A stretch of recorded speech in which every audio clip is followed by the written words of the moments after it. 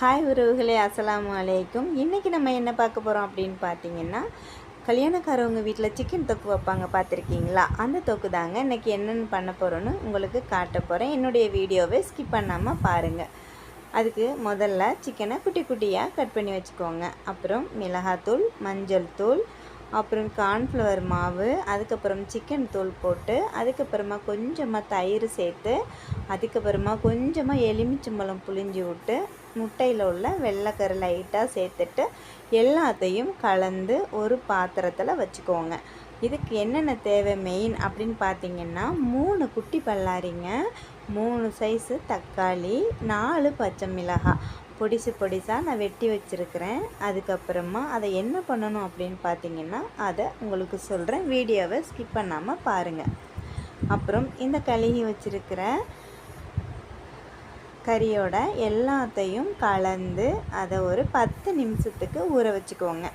ஏன் அப்படின்னு பார்த்தீங்கன்னா, அப்போ தான் நமக்கு அதில் கலந்து வச்சுருக்குது எல்லாமே கறியோடு சேர்ந்து செம்ம டேஸ்டான பதத்தில் நம்மளுக்கு கிடைக்கும்.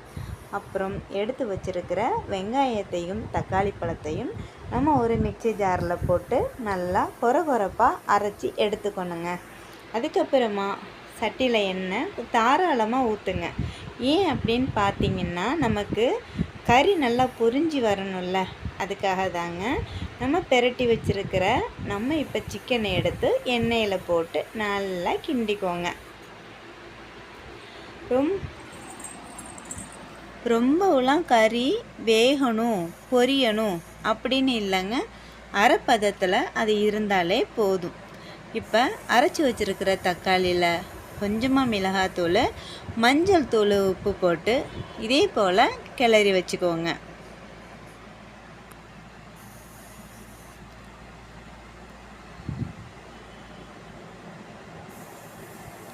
அதுக்கப்புறமா 10 நிமிஷம் மூடி கறியை வேக வைங்க. இதே போல் வெந்து நம்மளுக்கு பொரிஞ்சு தந்துருங்க. கரண்டியில் பிடிக்க விடாமல் அப்பப்போ லேசாக கிண்டி விட்டுக்கோங்க.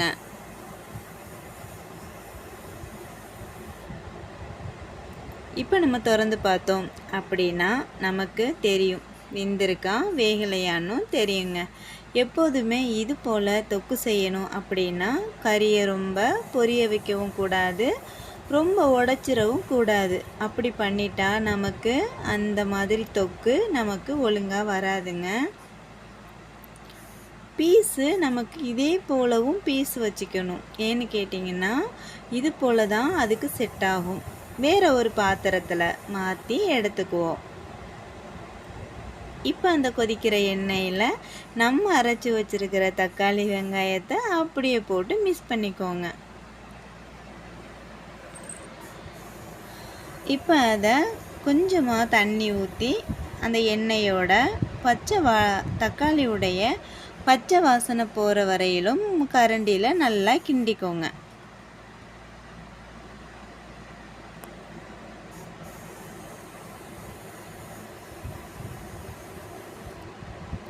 இதே போல் கிண்டினதுக்கப்புறமா இது நல்லா இந்த தக்காளியுடைய வாசனை போகிற வரையிலும் கொதிக்கட்டுங்க.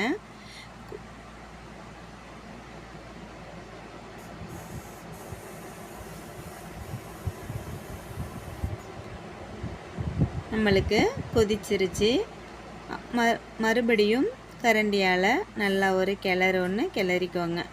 எடுத்து வச்சுருக்கிற கறியை இப்போ தாங்க நம்ம போடணும்.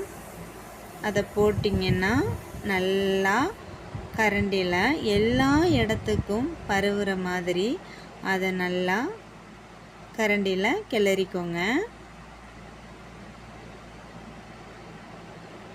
அப்புறம் ஒரு மூடியை எடுத்து அதை மூடிக்கோங்க.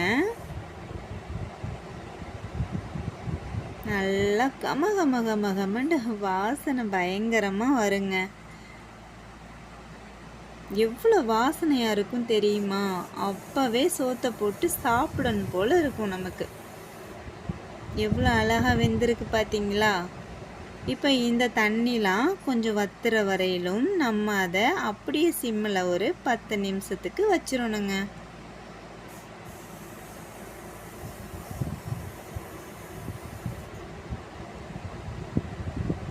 வச்சதுக்கு அப்புறமா நமக்கு இதே போல் கிரேவி நமக்கு தயாராகிடும்.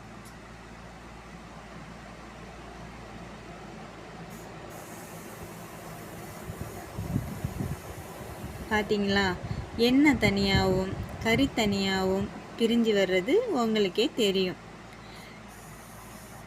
பஞ்சு பஞ்சாக வெந்திருக்கிறது உங்களுக்கு தெரியுதா?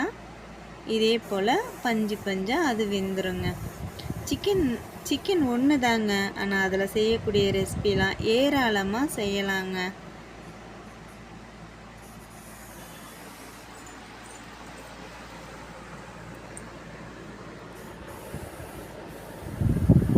நமக்கு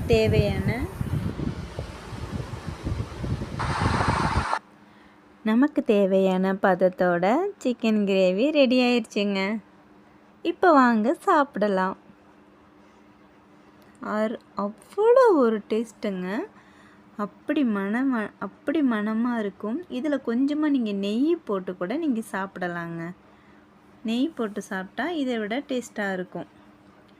அப்புறம் இதுக்கு கொஞ்சமாக தயிரில் உப்பு போட்டு பக்கத்தில் வச்சுக்கோங்க. நீங்கள் கொஞ்சம் கொஞ்சமாக சாப்பிடும்போது இந்த தயிரும் கொஞ்சமாக சாப்பிட்டீங்க அப்படின்னா டேஸ்ட்டு சும்மா அள்ளுங்க. நீங்களும் இதே மாதிரி உங்கள் வீட்டில் ட்ரை பண்ணி பாருங்கள். பானுமா லைஃப் ஸ்டைல் சேனலை சப்ஸ்கிரைப் பண்ணலை அப்படின்னா சப்ஸ்கிரைப் பண்ணிக்கோங்க. கூடவே பெல் ஐகானையும் தட்டிக்கோங்க. அப்போ தான் நான் போடுற வீடியோ உங்களுக்கு உடனே வரும். அப்புறம் சாப்பாடு ரெடி ஆயிடுச்சுங்க. பாய்.